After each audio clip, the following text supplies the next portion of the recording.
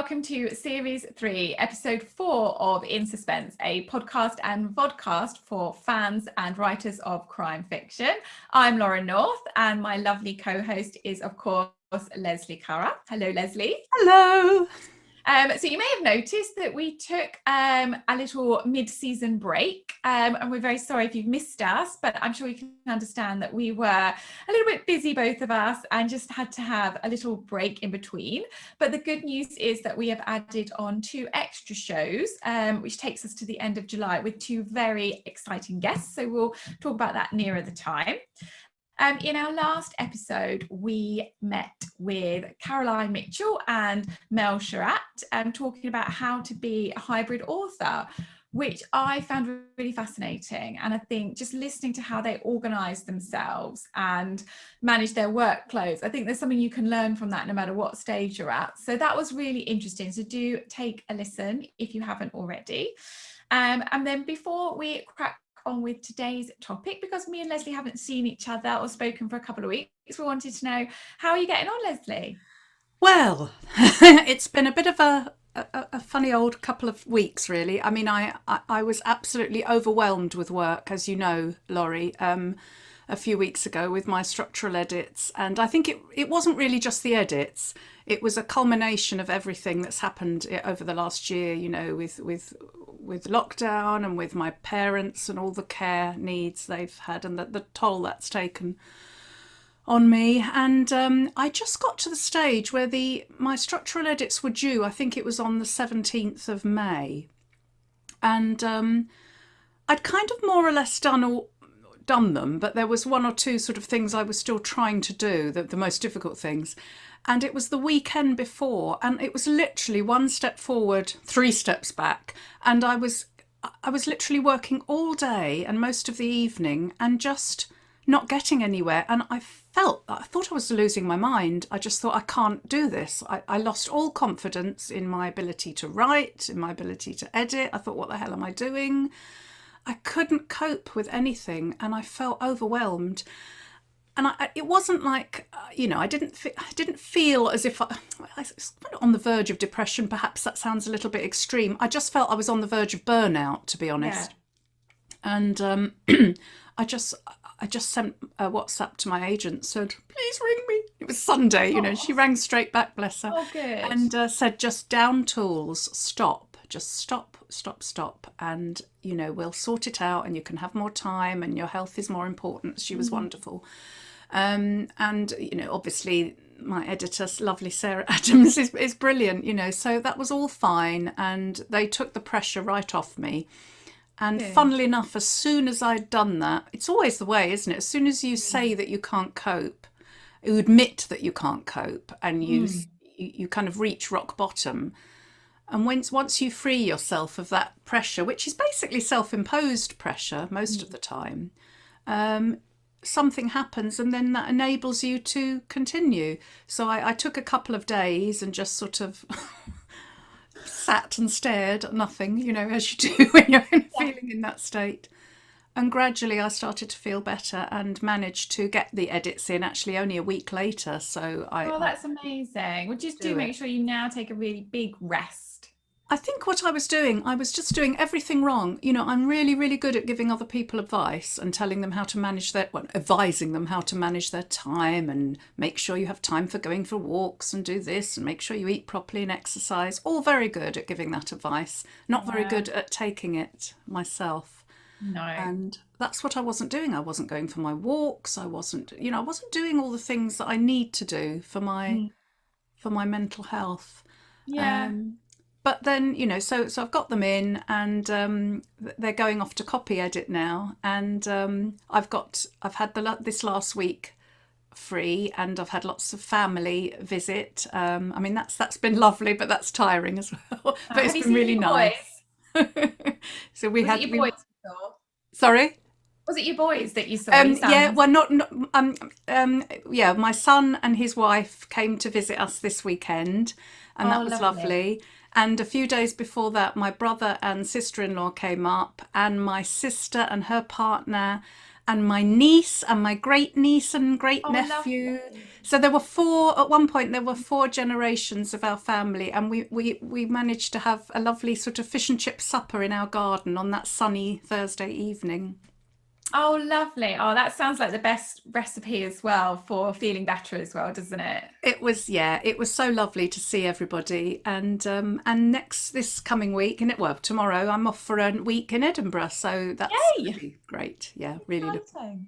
So hopefully Oh. I'll be firing on all cylinders when I come back, but got to remember to keep that Yeah, I balance. think, well, you don't need to be firing on all cylinders, do you? You can Mm, just ease yourself in at whatever pace you want to, I mm. think. So I think it's really important to keep perspective, isn't it? Which isn't something I'm always good at myself. But like you say, it's easier to say than to do. So Exactly, yeah. exactly. And what about you? What have you been up to, Laurie, over the last couple Um, of weeks? Well, it's funny, I'm quiet now. I've just come back from holiday and I had a real proper holiday with my family where I didn't take any work with me. I just read some books. And so I worked really hard the week before my holiday to finish my latest book, book 5. And that was a real insane week. I think I wrote 18,000 words in one week, just like What? poured out that first draft. But if I hadn't finished it, I couldn't have gone on holiday and had the same holiday. So I'm really pleased I did. And it's now gone to a few beta readers and my agents. So I've sort of got a little bit of time for the first time in a while. And then the other thing that's happened to me since we last spoke is that I've had the proofs come through for Safe at Home, which is out in September. So yeah, it feels really, really special because I didn't actually get proofs for One Step Behind last year because it was right in the middle of lockdown and all the factories had closed at that point. So that, yeah, it feels extra special and it feels really amazing to see the people who are reading it, the authors and reviewers, and knowing that everyone's so busy and still taking the time to read my book. So yeah, I'm really Oh, feeling really grateful. So I yeah, it's been can't great. wait to read it. It looks fantastic. It absolutely Yeah, I brilliant. hope so. So Yeah. yeah, I'm a bit nervous about it, I think. I think you always are, aren't you, about every Yes. book? Yeah. Yeah. You always have those nerves, but it's going to be brilliant. It's a great cover, and it's lovely. I can't wait to read it. Oh, thank you. Have you got a copy yet? I haven't got a copy yet, but I Great. oh I'm oh going to send you this one then. I'll oh send it. well, and obviously I'll buy a copy when it's out. That goes without saying. I'll get a signed one for you. Yes. Anyway, on to our topic for today. We are looking at the importance of author websites and newsletters, which is a topic I have been looking forward to, but also slightly dreading because it's one of those things that I am dreadful at, and I have buried my head in the sand about websites and newsletters for years, because I think I set up a website in 2018 when I first got my book deal and made it look quite pretty just on my own. I did it on my own just with Wix, and then I haven't touched it since. So it's really outdated, and I said to myself then, oh, I'm not going to do a newsletter. I'm going to build myself up, and get a few books out, and I'm now about to have book 3, and I feel like I'm probably at that point. But yeah, I don't really like doing all the admin things, so I do bury my head in the sand. So I think this is going to be a really good topic for me anyway to talk about. Yes, definitely. But Yeah, you've just had your website, haven't you, just done? yeah, I did, and I mean, I did have a website to start with. A friend of mine who's good at doing those sorts of things sorted it out for me, and he did a really good job, much better job than I could have done. I mean, it was really good, but after a couple of years I just felt I needed to get a more professional website. I hope Gerald's not listening thinking, what do you think, my previous website wasn't professional? It was wonderful, Gerald, but no, he would be the first to admit that he's not a professional website designer. So he, just like you, he did the best that he could, which was miles better than I could have done. But yeah, I actually got our guest on today who designed my website, and I'm thrilled with it. I obviously we'll have this discussion when she comes on. I'm not sure how. I think they are important because even though we're always on social media, and most people find that easier, I do, because it's much easier to send a tweet or put a quick post on your Facebook page or an Instagram picture, and rather than having to go into your website, because it's always a little bit more tricky, isn't it, to add information. It takes more time. But I guess, there are lots of people who aren't on social media. So if you don't have a website, then you have no sort of landing place, do you? No, and I actually get most of my feedback from readers through my website, not through social media at all, which is interesting. So I do know it's important. They must go on there and be like, oh God, she's not updated that. I do think it's important. I think the trouble is with the updating. I mean, I updated mine. Well, I added a few little bits on it yesterday, just a couple of events and a few news items. And I think it's because I've been very busy. I haven't sort of been doing that as often as I should have done. And then what happens is, because you haven't done it for quite a while, you forget how to do it, the mechanics, and I have to sort of check how do I add an extra item on this page? And I ended up doing something silly and adding a completely new page and nearly deleting one of them. Oh no! Me, but well, I was going to ask, how easy is it to update it once it's all set up? Is it quite easy? Well, Charlotte's made it really easy for me because she uses she'll talk about this. The domain is Squarespace, and it's much easier. I find that one much easier to use. Okay, cool. Yeah. And she was very good at explaining it and did a video, so that I can watch at any time. That's sort of her going through. But it's very easy. If let's say if I can do it, anyone can. And you've got a newsletter as well, haven't you? I have, yes. I mean, I only send that out once a quarter. So I've only sent 2 out so far, because the first one was Christmas. So yes, I will be tying that in with the paperback publication. I don't think I mean, some authors do it every month, don't they? I'm not sure I'd be able to do that. Whether I'd have enough to say every month. Yeah, I think I would worry about being a bit stressed with time on it, because you want it to be perfect. If you're going to send it out, you actually do need to spend quite a few hours working on it, don't you? Actually, you do. I mean, I spend a lot of time on it, and it is time consuming. I mean, it's fairly easy to do in the sense of how to do it, but you want it to be set out a certain way, and you have to add different blocks, and lines and buttons and things like that. So it can take a good chunk of time to do. I mean, it takes me about 20 minutes to craft a tweet, and even then I've normally got a typo in it, so I don't know how long it would take me to do a newsletter. Oh dear, yeah. I expect we'll hear more about newsletters today. But I think it is. Everybody says, don't they, that it's important to cultivate your own mailing list and to get your group of sort of readers, even if it's a fairly small group, engaged readers that will subscribe and that you can reach first. I think my problem is wondering what to give them as an extra, as an incentive. Some people do short stories or giveaways. So yeah, we'll have to talk to Charlotte about that, I think. Yeah, good find out what she suggests. Yes. Well, that is our guest today, isn't it? It is the very wonderful and very talented author and website designer, Charlotte Duckworth. Hello, Charlotte, and welcome to In Suspense. Thank you so much for joining us. We are very excited to have you here. Hello, thank you. We were just saying, Leslie and I were just having our little introduction chat, and I was saying about how dreadful I am at websites and newsletters. So I'm definitely looking forward to picking your brains today. But before we dive into the questions, let me just read your bio so that everybody knows that what there is to know about you. So I will start with Charlotte Duckworth is a graduate of the Faber Academy's acclaimed 6-month writing a novel course. Charlotte started her career working as an interiors and lifestyle journalist, writing for a wide range of consumer magazines and websites. Alongside writing, she now runs her own website design studio. Her debut novel, The Rival, was published by Quercus in the UK and US in September 2018. Her second novel, Unfollow Me, was published by Quercus in the UK in June 2019, and it was published by Crooked Lane Books in the US in March 2020. Her third book, The Perfect Father, which you can see on display behind me, was a USA Today bestseller and a top 20 Kindle bestseller in both the UK and the US. It was published by Quercus in the UK in December 2020 and Mobius in the US in 2021.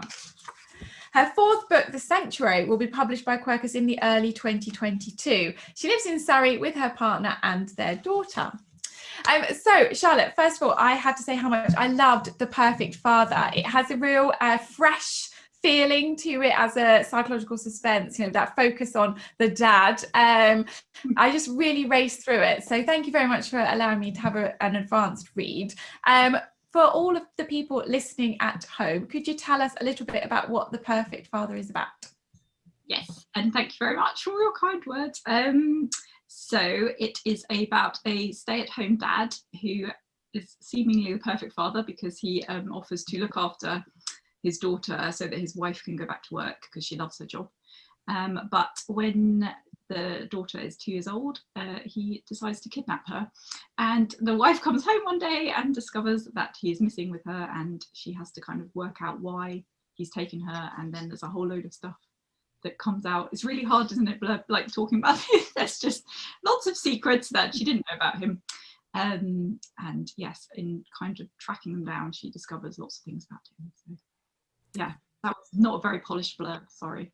That was wonderful, and it's a brilliant book. I really loved it as well. I read it last year too, and yeah, it's done incredibly well, hasn't it? I mean, how does it feel? It's been a top 20 Kindle bestseller. It's been a USA Today bestseller. How does that feel? That's amazing.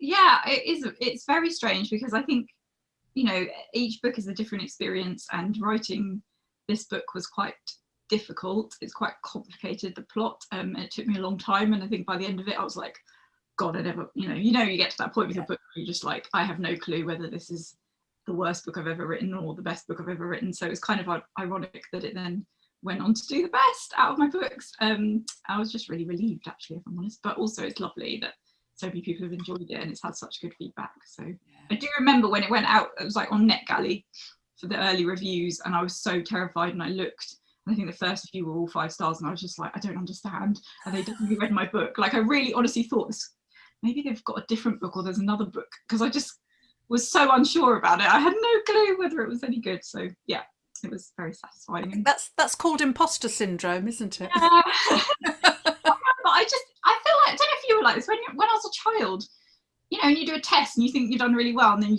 somehow you didn't, and it's like, it's just, I have no clue. I just cannot tell. So I was very happy. Yeah. Sorry, it's me. I was just thinking about how I'm in the same boat now with my book Safe at Home being out on NetGalley, and how that's exactly how I feel. Like, I've got no idea why people seem to be enjoying it so much, because surely it can't be that good. So yeah, I agree completely, imposter syndrome. So yes, so sorry, now on to our topic for today, which is the importance of author websites and newsletters. So Charlotte, do you want to start by explaining what you do for authors and how that all came about? Yes, so I basically specialize in building author websites for authors, obviously. And it kind of came about because I started my career as a journalist, and I worked in magazines, like, to begin with, and it was kind of in the early days when the internet was sort of creeping up and everyone was like, oh no, don't take that seriously. But in the magazine I was working on, they were like, we probably should get a website, but nobody wanted to do it. And I was like, oh, I'll do it, because I was kind of really interested in the whole digital world. I've always been fascinated by it. So I sort of volunteered my services, and then I ended up running the website for the magazine I worked on. And then I basically just predominantly worked on websites after that. So I've always been fascinated by it because it's so, it's hard to explain, but it's just such a sort of kind of the way things change all the time. You're always learning, there's like constant developments, and I get bored really easily. It's probably my worst trait. So I love working in the digital space because it is constantly evolving. So you think you've got a handle on something, and then something else changes and you've got to learn something new. So yeah, basically I obviously have a lot of author friends from my writing, and you know, I've been writing for a long time, and a lot of them seem to hate technology and find it really terrifying. So I thought, oh, this is interesting, perhaps I could like help out, you know. So it was, I think initially I just did a few kind of websites for my mates, And I thought there's actually a market here, because there wasn't really anyone particularly that I knew about that was specialising in designing websites just for authors. And I thought, well, this would be quite a nice sideline, because I love working with authors, and all the authors I've met, honestly, have just been such a dream, and it's such a lovely industry, and everyone's so supportive. So I thought I could, see what happens. So I just sort of tentatively set up a website, and then, yeah, it's been really busy ever since. So I love it. It's honestly such a joy. It's a nice, also I feel like it's a really nice kind of, when you're fed up of writing and writing's exhausting, it's really nice to sort of go back into the safe website world where everything makes sense. And usually it's kind of a creative process, but it has an end point. You're going to get there. It doesn't feel like it's going to last for years, as it can do with writing sometimes. So yeah, it's just a great kind of counterbalance, I think. Well, you designed my website for me, and I'm absolutely thrilled with it. I mean, it exceeded my expectations, 100-fold, a millionfold. No, I really love it, and it's for me, for somebody like me who is not very good at technology. I mean, I'm fine, social media stuff, things like that, but anything that requires any knowledge of data or SEO. I don't even know what SEO means, but I know it's important. All those sorts of things, algorithms and stuff, I have no idea, and coding. So, but you made it seem so easy. So thank you very much for that. It's brilliant. But I really wanted to ask you why you think websites are important for authors to have, because not all authors have them. As Laurie was saying, some authors are a bit, I'm not sure, do I need one, or can I cope with one? Why do you think they are so important for authors? I think the thing is, the way I see it is, as an author, you are sort of if you're taking your career as a writer seriously, you are sort of like the MD of your business, and your business is you and your writing. And I feel like these days, if a business doesn't have a website, to me, I'm always automatically a bit suspicious of it. And I think maybe that, they're not taking it as seriously as, do you know what I mean? It's like that feeling of, kind of a validation that this is a serious venture, as it were. But more than that, it's also somewhere that you own completely. So obviously a lot of authors I work with have really focused on social media, which is great, and they have brilliant followings on Facebook and stuff. And I'm a big believer in social media as well. But the point of a website really is it's kind of your home on the internet. You can put everything you want. You can completely control what's on there. Kind of has all the information about you. It's very useful for readers who want to discover more. If they like your book, they can kind of go there and get the most up-to-date information about you and your writing. And also, it's not just for readers. I think that's something that a lot of authors think, oh, well, readers just look at Facebook. But you have to kind of consider yourself, as I said, you're running a business, and there's professional people that might be interested in finding out more about you as well. It's not just people reading the books, it's journalists and potentially like film contacts or TV agents, all that kind of stuff. And it's somewhere to have all that information up to date and easily accessible for anybody who wants to learn about your writing career. So I think, you don't have to have a really fancy website. It's perfectly fine to just have a simple one-page one. It's almost like a LinkedIn page with like all the details people might need. But yeah, I do think you should have one. I think that's a really good answer, because I'd not really considered that before, or should have done, but you, as a place for, as you say, for press and other professionals to contact you and find out information, that's equally as important as having somewhere that readers can find out about what you're up to. And it's things like the bio that Laurie just read from my website. So when people need to find out information, it just makes, as I was a journalist, I know how much easier it makes journalists' lives if there's information out there that they can just find without having to try and contact somebody, or it's just makes everybody's life kind of more simple, I think, if you've got that there for people to find. Yeah, that does make sense. There's a little alarm now going off in my head being like, right, email Charlotte immediately after this show. But what newsletters and mailing lists, sort of in my mind, and I bury my head in the sand equally with both, seem to go hand in hand, I think, with websites. How difficult are they to set up? And I go into a bit of a cold sweat when I think about GDPR and having email addresses. So I think there are platforms that you can use that help you. Do you have one you recommend? Yeah, so I actually specifically only build websites, or Leslie will know, on Squarespace, which is a website hosting platform, and I'm a massive fan of it because well, there's loads of reasons. And in fact, I have a lot of information about this on my website, just to plug it. So if anyone wants to find out more, then please do go and have a look. I've got a very comprehensive blog. But basically, if you use something like Squarespace, there's also things like Wix, and Weebly is another one. There's quite a few of these different kind of platforms that you can do all of that through that platform. So Squarespace has its own integrated email system called Squarespace Campaign. So you can gather all that email, like all your subscribers and stuff, your newsletter followers, through the website, and it's all kind of done for you. So it's not as stressful as it sounds at all.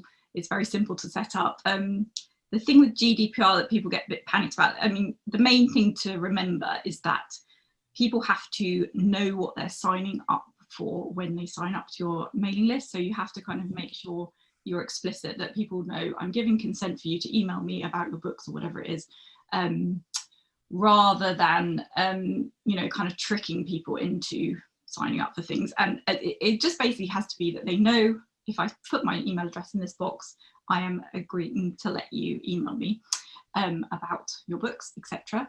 And also you have to, there's kind of little things, but again, if you use a platform like Squarespace, all of that stuff's taken care of, really. You just have to make sure that people can easily unsubscribe as well. That's kind of one of the other main kind of rules with GDPR.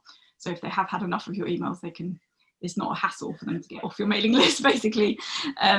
So yeah, like there's quite a few, I mean, there's so much information out there as well. There's so much advice online. There's loads of YouTube videos, like there's hundreds of people kind of offering free advice on things like this. So it's honestly not as terrifying as it sounds. It's kind of one of those things where I feel like you need to block out a day perhaps and say, right, I'm going to tackle this. Think of it as admin, like your tax. I'm going to watch some videos, I'm going to choose which platform I'm going to use, and then I'm going to just sit there and nail it. So yeah, but obviously there are people like me that can help as well if you really, really hate dealing with it. Yeah, Charlotte gets lots of little emails from me saying, help, I've forgotten how to do such and such. She must think, oh God, it's Cara again. No, not at all. Well, I mean, I think there is a lot to remember, and obviously for me it's easy because I'm doing it every day, but yeah, like don't be afraid to ask for help either. Yeah, no, I think, you know, I was always a little bit sort of dubious about newsletters because I felt it was going to be so much more work. But, you know, as you said, I didn't realise it was actually, you know, it's part of your website. So you go on to your, you know, the back end of your website and it's there, isn't it?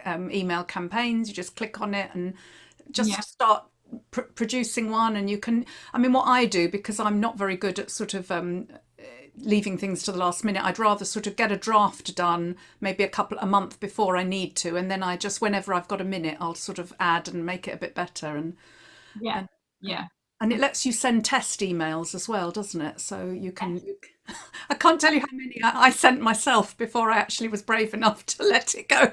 Oh, that's really important. You have to do that. I remember when I used to manage a mailing list for the magazine I worked on, and I think it had 120,000 subscribers or something insane, and every time I'd go to send it would be like, are you sure you're ready to send? And I'd be like, I'll just do another test. It was terrifying, the idea, and it was a massive like global magazine brand, so you know, kind of very well recognized throughout the world, and I just thought it would just be my luck if I messed that up. It's a bit nerve-wracking.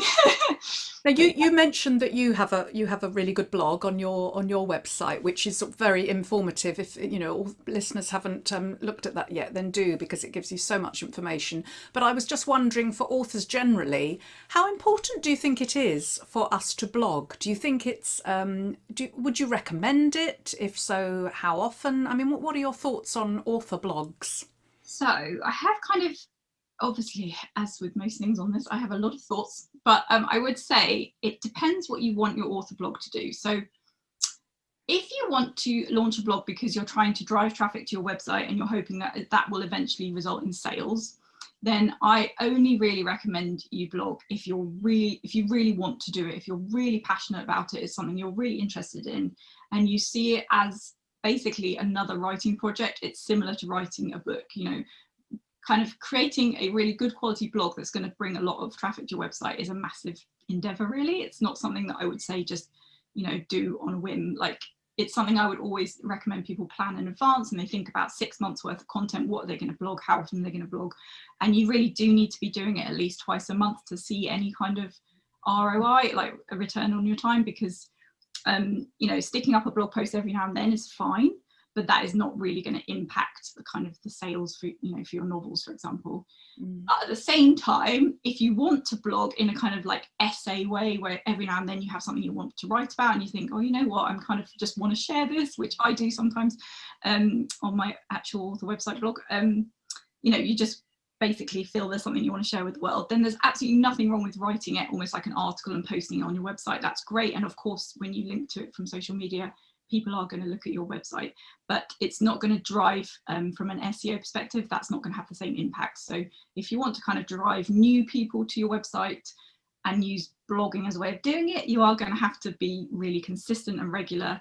And that's, I think there's only a few authors actually that want to have that kind of commitment, I suppose, because obviously we're all busy and we're trying to write our books as well, and it's like, how much writing, you know, where am I going to put my writing time? So I kind of try not to like scare people. I think a lot of bloggers are like, a lot of people, sorry, wanting to blog are kind of, oh God, I've got to do this and that. I just think, no, you don't have to. Like, if you don't want to, I would much more strongly advise concentrating on a newsletter. That's going to get you a kind of better return, basically. I hope that makes sense. That was a bit waffly. Yeah, good advice. Good advice. Yeah, very good advice. So I have a website which I created myself and haven't updated since 2018 when I created it, which I imagine is a massive no-no on your book. What are the biggest mistakes you see on author websites, and what sort of things do you think authors should include that you often see they don't? Okay, so I'll try and be diplomatic. So I would say, actually, you did nail it there, Laurie. The number one thing is not having an up-to-date website. So yeah, it's more of a shame really, because it's a bit of a missed opportunity, I suppose, because people will be looking, if they're enjoying your books, people will be Googling you and they will be looking at your website. So kind of keeping it relatively up to date is quite important. I think some of the other things that people possibly don't do is, well, there's kind of lots of things. From a design point of view, it will be too much content, so like throwing everything at the website. Like, you don't need loads of information on there. It needs to be kind of, you know, if you think about the way people are, you know, using the internet, lots of people are just skimming and scrolling. They're not sitting there reading great chunks of text. So I always say less is more, and just think about what each page on your website is trying to do. What is the kind of aim of that page? Is it to get people to sign up to a newsletter? Is it to get people to follow you on social media? And kind of keep all the rest of the stuff to a minimum so it's not too distracting. Yeah, so that's kind of one of the things I find, is that there's a lot of stuff on there that people just go, oh, I'll just put everything on here, and like every photo I've ever taken, and it's all just a bit messy. So yeah, pare it all back a bit. And then another thing people quite often forget to do is link to their books on retailers, which I always find quite amusing. I have a lovely photo of the cover, and then there's like no way easily for people to go and buy it. So that's kind of a bit of an obvious one, but make sure there's links that are linking to Amazon or wherever. It doesn't have to be Amazon, whoever you want to support, kind of thing. And then I think probably finally, like another major thing people forget is on their contact page not having their professional contacts. So quite often I'll see like a form, which is great, you know, like so that readers can get in touch, but then they won't have like their agent's details or their publicist details, or if they do have a TV agent, all that kind of stuff. So yeah, make sure you've got your professional contacts on there as well. Yeah, but I could go on. And as I said, I do have blog posts on this specific topic. So, you know, if you don't want to learn more, please go and visit my blog. I was wondering, well, we were both wondering, because you must be incredibly busy, Charlotte, because you've got these two different, I mean, they're related careers, but they're different, aren't they? You've got your own writing, which presumably is your, well, I don't know if, presumably that's your first love, your what you know want to focus on, and then you've got your website design business. And I was wondering how you manage your time, really, because you presumably you have to block out your time months in advance, because you've got to know whose websites you're working on. You've got to tie that in with when your own books are due. How do you sort of manage all that? Well, that's a bit of a work in progress. No, I do book very far in advance. So with my websites at the moment, I'm like booking October, so I do kind of plan really far in advance.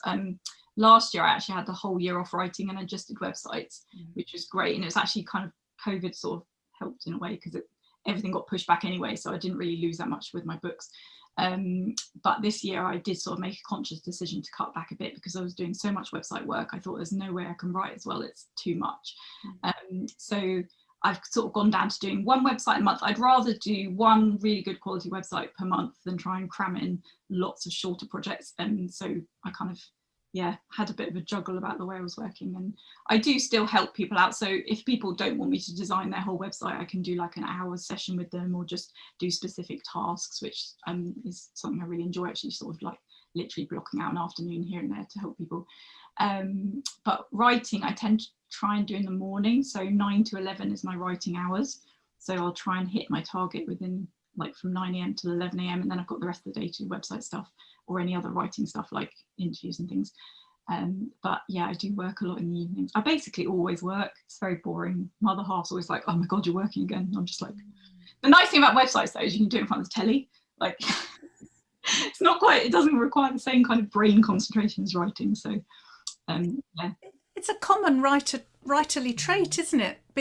We're a bit, not all of us, but some of us tend to be quite obsessive about working. We're workaholics, really, aren't we? A lot of us. I think that's why I nearly burned out, really. Yeah. And you say not all of us, Leslie, but I don't know a single author actually who I've spoken to who doesn't have exactly this, like workaholic syndrome. I think it's so hard to get the balance, isn't it? And I think it's just that you can't not be passionate about it, can you? That's the problem. And if you're passionate about it, it doesn't feel like work. So you work and work and work, but it is still, even though to you it's what you love, it is still the most draining and exhausting thing you can do. So it is work. So it's hard, really hard. But moving back to books, Charlotte, can you tell us, are you allowed to mention The Sanctuary at all? Because it's on your website as that's the title, and that's the first time I've heard it. So are you allowed to tell us anything about it? I think so. So it is I'll be shameless. I basically jumped on the bandwagon. I read so many locked room kind of mystery sort of, like The Hunting Party, that kind of stuff. And I was like, this is a massive trend, but I also really love reading those books. So I thought I'm going to try and write one. And my sort of slight niche, I suppose, within the psych suspense world is a lot of my books sort of talk about parenting, something that I'm really interested in. So I thought, how do I kind of do this in a parenting angle? So I've actually set it at a prenatal yoga retreat. So it's like a yoga retreat for pregnant women, and 4 strangers who are all pregnant go away to this beautiful idyllic farm in Devon, and stuff happens. But don't worry, I don't kill any pregnant women. Right, it's a bit like, not sure we can have just their husbands. There are no dead pregnant people in my book. But anyway, yeah. So it's kind of a mystery, and each of them has got a secret, and it's really complicated. I thought it'd be so easy. I was like, I know, I'll set over 3 days. That'll be so easy because there'll be no like time frame stuff that I have to deal with, because I'm always with my other books. My editor will be like, she can't still be pregnant. She's like 11 months pregnant here, and you know what it's like trying to juggle all that. So I thought, okay, I'll have a 3-day book. That'll be super easy. But actually I think it's got 5 points of view. Oh man, I'm not doing that again. Seriously. It's like, who knows this? This person knows this, but this person doesn't know this. And really stretched my brain, but it was actually really good fun to write. So yeah, I'm excited about it. I haven't seen a cover yet, but hopefully soon. So then I'll be able to sort of talk about it a bit more. It sounds really exciting, and I can't wait to read it, and look forward to seeing the cover as well. Now, what books are you reading at the moment? Have you read anything good recently, Charlotte, or are you reading anything good? What have you got on the go? I've read a really good book called Safe at Home. I really loved it. It was so no, but honestly, it was so it was like, just, there was not a wasted word. That was the thing I loved the most. I was like, this is just tight, like from the beginning to the end. It was just so, proper page turner. I really enjoyed that. And it was also because I've read so much, I'm sure you guys have too, so much psych suspense that you do get a bit fatigued because you're a bit like, but this one was really, again, felt really fresh, and it was exciting, and actually that kind of dilemma is something that I could, as a mum, I could really imagine being absolutely terrifying. Leave my child at home for a little bit, they'll be fine, but actually so yeah, I really loved that. I also just finished The Last House on Needless Street. I don't know. Oh yes, I've got that on my Kindle to read. Yeah. I've heard it's a bit horror. Is it scary? Yeah, it's not graphic. It was really good though. I mean, it was very different and really clever. The voice was amazing. I really love books with really kind of strong voices, and I thought it had such a, well, obviously it's a very unusual book. I won't say too much. I really recommend that one. And then I'm reading Sorrow and Bliss at the moment because everyone's talking about it, and I was kind of intrigued. And I'm trying a little bit to read outside of genre because I think I just need like a palate cleanser. You know, when you read those, it's the same old. Who is Sorrow and Bliss by? Her name's Meg Mason, I think. Meg Mason. It's Okay. about kind of marriage, and it's not psych suspense at all. Like, I guess it's more literary, but it's, the writing's very interesting. It's very different. So I've only just started that. And then next up, I've got Karen Hamilton's, which I don't know if you guys have. Yeah. Oh yes, The Ex-Husband. Yes, Yeah. that's. So I love Karen books, so I'm excited. That's my next one. Yeah. Oh, there's so many fantastic books out there to read. So really good. Now, I know you've been super busy, haven't you, Leslie, with editing. So have you managed to read much lately? Well, I have. I'm actually in the middle of Shari LaPeña's Not a Happy Family. And it's really good. I started it last week and I would have finished it by now, but then all my family descended on me, and big families and reading do not go together. But I will hope, because I'm going away on holiday tomorrow, so I'm definitely going to be finishing this one, and I'm looking forward to starting Paula Hawkins' one, Look What You Started. Ooh, yes. A Slow Fire Burning, which is due out I think in August. It's 31st of August, so I'm really looking. It's a lovely orange pages. So yeah, I'm really looking forward to those two. And I'm being sent Emma Curtis's latest, which is Yes, I enjoyed that. Invite Me In. Is Yes, that correct? Yes. Good. So looking forward to those ones. Yes. What about you, Laurie? What are you reading at the moment? Well, I read The Ex-Husband by Karen Hamilton on my holiday, and there's a photo on Twitter of me sitting in the hot tub, ignoring my family and reading it. And it was amazing. I think I said it was dazzling and dangerous, a really exotic psychological thriller. So yeah, really enjoyed that. I am listening to on Audible The Perfect Lie by Jo Spain, and that is amazing.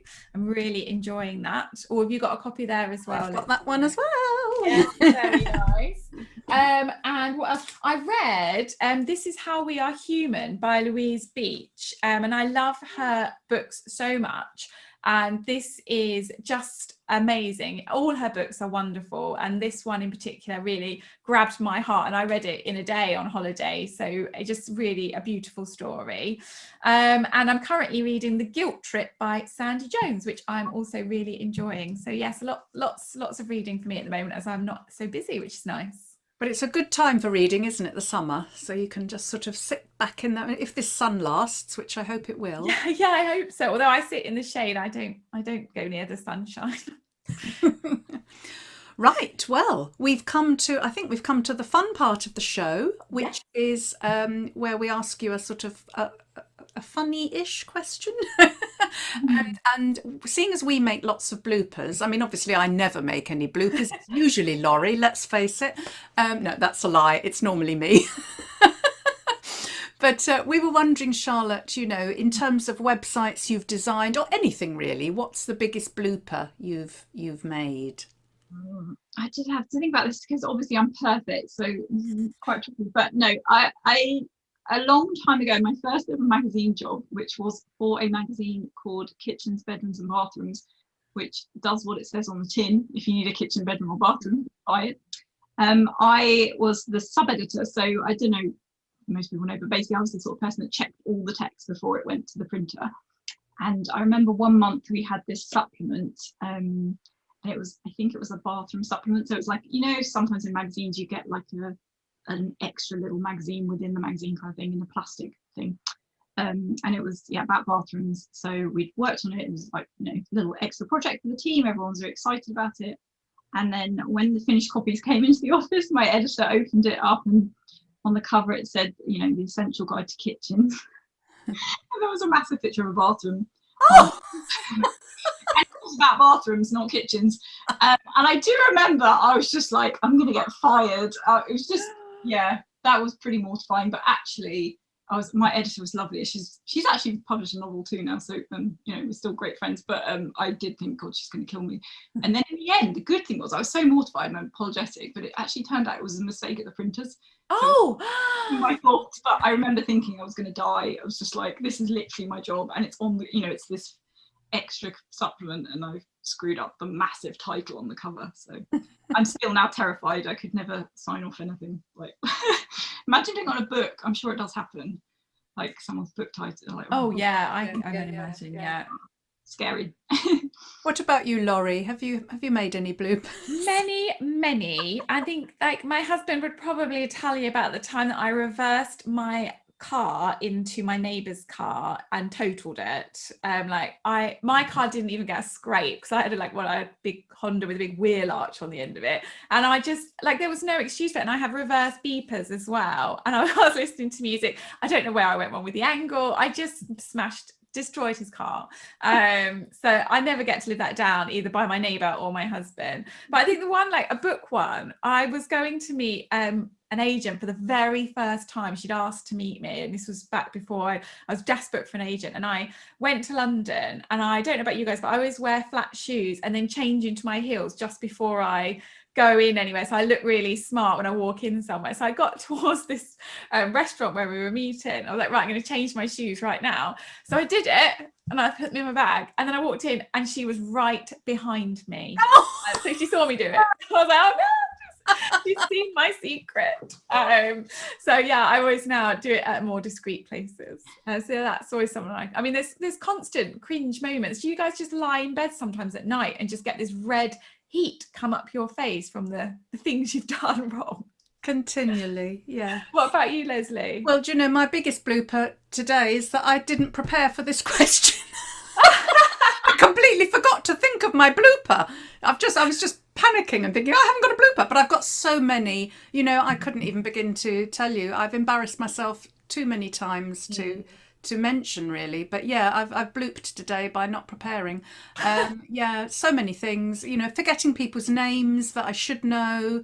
Yeah. Just putting my foot in it generally. I think I've sent the wrong email to the wrong person, which could have been very, very difficult, but luckily, it wasn't. I've done that. Bad. Yeah. But yeah, my life is just one big bloop. Really. Oh, that's so funny. All right, we're on to our quick fire round, Charlotte. So I'm going to fire your preferences at you. You just have to tell me what you prefer, okay? Yes. Are you ready? I am. Okay. Tea or coffee? Tea. Chocolate or crisps? Chocolate. Cat or dog? Well, cat, but I thought I was a dog person until I got, cat. Okay, that's a whole other story. Websites or writing books? Oh, writing books, but I like them both in different ways. But right, you've got to be completely obsessed with writing books to write books. It's such a stupid job. So yeah, writing books. So websites then, or piano? I've really gone hard on you now, Charlotte, because I know you quite well from your Twitter feed, you see. Yeah.